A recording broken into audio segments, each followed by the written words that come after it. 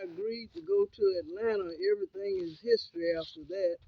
I get over to Atlanta, I meet Miss Ella Jo Baker, and people need to read about Ella Jo because she was SCLC's first executive director, and she was responsible for SCLC, probably even responsible for Dr. King becoming the head of the Montgomery movement.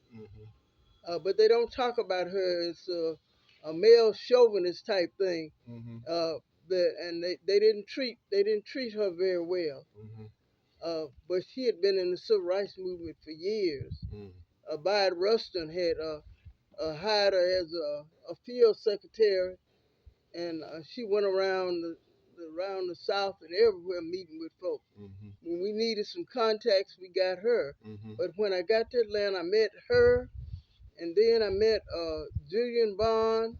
I met some of the first decent white people that I knew, Ann and Carl Braden. I met a Bob Zellner. I met a Dottie Miller, who became Bob's wife.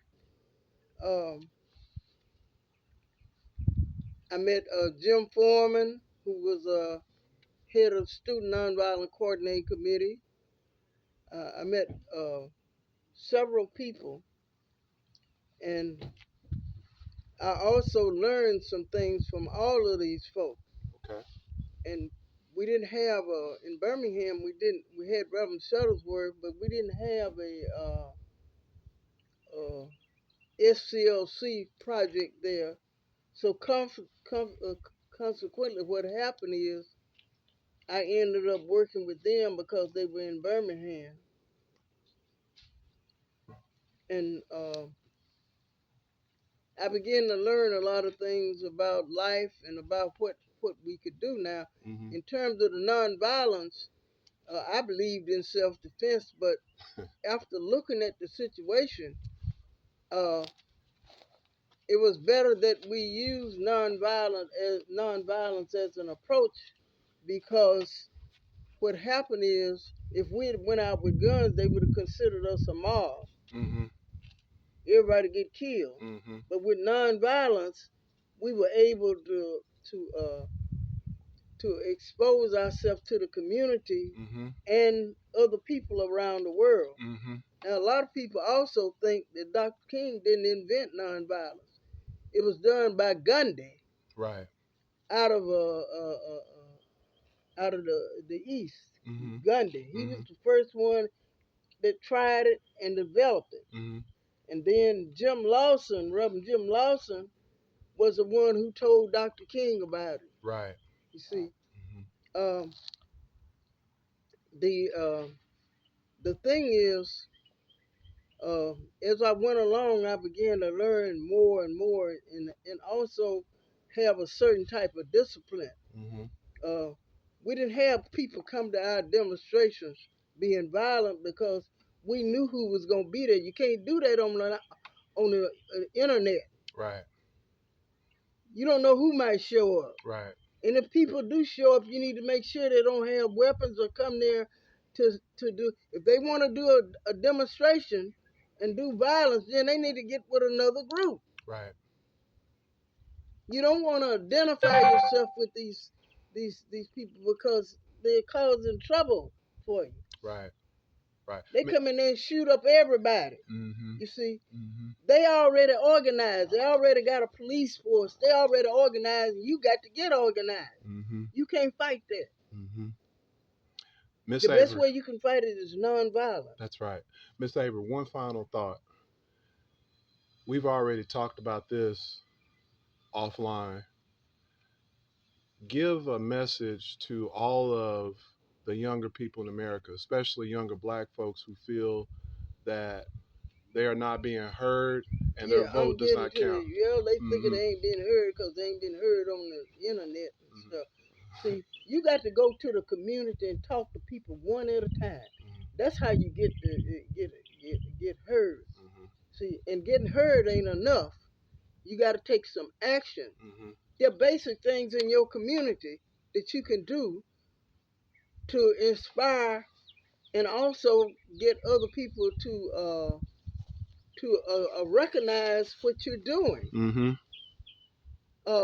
If the community need cleaning up or whatever, you know, you go in and knock on the door and say, well, we want to get people to clean up. One time I moved in a place, and when I come back from Atlanta, and my neighbor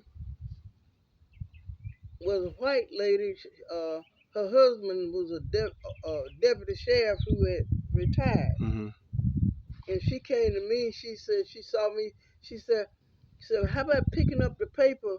So I'll come down to where you are and then you pick up the rest down. See, that's the community. Mm-hmm. You're getting associated. You're also getting organized. You don't realize it, but things are coming together because you know who your neighbor is. And your neighbor will come out and help you. That's what you need. You have to have a community. Right. You know, getting your picture taken ain't gonna get it. That's right. That's right. You know, Mm-hmm. violent demonstrations and actions and stuff, it don't get it. Right. Right. And I really thank Gandhi for doing what he did. Mm-hmm. Uh, but he tried it, and that's where it started. The Yes, ma'am. nonviolent demonstrations. Yes, ma'am. You're outnumbered if you talk about doing violence. Mm-hmm. You're outnumbered Mm-hmm. and out organized too. You ain't got no army. You know, they already organized. You can get an army, but I'm saying how long? Right. Right. And the thing about this is that it ain't over. It ain't gonna never be over. It ain't gonna be over for a long, long time. Mm-hmm. It's just like chipping away at a mountain, Mm-hmm. little bit at a time, you know. Mm-hmm. And if you don't be careful and get too comfortable, it'll come back at you like it is now. We did all that work, and now we actually we're in worse shape because we're too comfortable now. Mm. Mm. You know, and everybody's an individual. You see, you can't gain nothing as an individual. It's gonna have to be some cohesiveness in there. The individual will be by itself. Mm-hmm. See, Mm-hmm. they don't represent the community if you're an individual. Right. Well, We even doing things like it's one right here in Selma. They had 8 or 9 people running for the mayor. We don't need 8 or 9 black folks running for the mayor. You know, everybody run for something different. You know, I'm saying this is organizing. It, it's very simple. It's not complicated. right. Right. But this is gonna go on for a while. This is not going away. You're gonna have to do it, and everybody have a purpose. You see, you think about uh, Andrew Young and other people that I knew. You know, said, "Well, I did this and this," but that was their purpose. It was my purpose to do what I was doing. I didn't understand a lot of things, but I went along. I said, "I'm going on these demonstrations. At least that's doing something." But everybody got a purpose. Now my purpose changed later on. Uh, after things kind of died down, my purpose changed. But we got people who tight. You might need to make some phone calls. That might be your purpose. Right. Everybody's not gonna do the same thing, maybe. Right. Well, But I had a friend of mine who's white. She said, I took her to an interview with me. She said, I didn't do nothing but raise money. I said, well, Mary, I had to get out of jail. That's how I got out of jail. Somebody was raising some money. There you go. There you go. And it takes a lot of patience to do this. It ain't gonna happen right away. You can't jump out there and say, well, we're gonna get this thing solved tonight. That Right. ain't gonna happen. Right.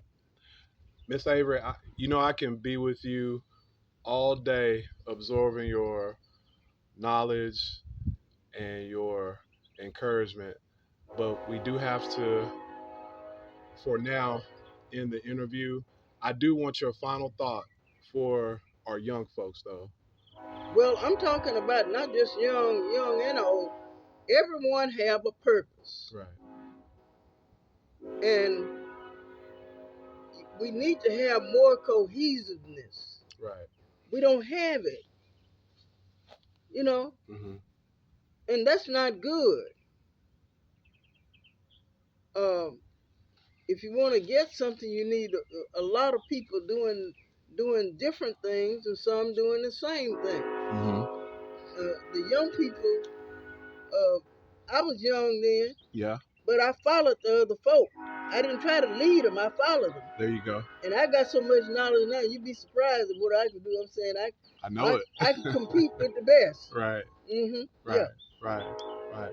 Miss It's Avery. strategy, Mm-hmm. strategy, Mm-hmm. and the approach. Mm-hmm. Mm-hmm.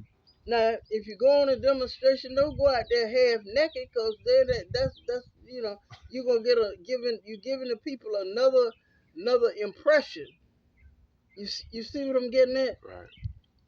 You want to go where you're gonna be respected. Mm-hmm. You Right. see what I mean? Yes, Because ma'am. you got to gain respect first. There it is. Respect is first. Before they listen to you, they got to respect you. And that's all.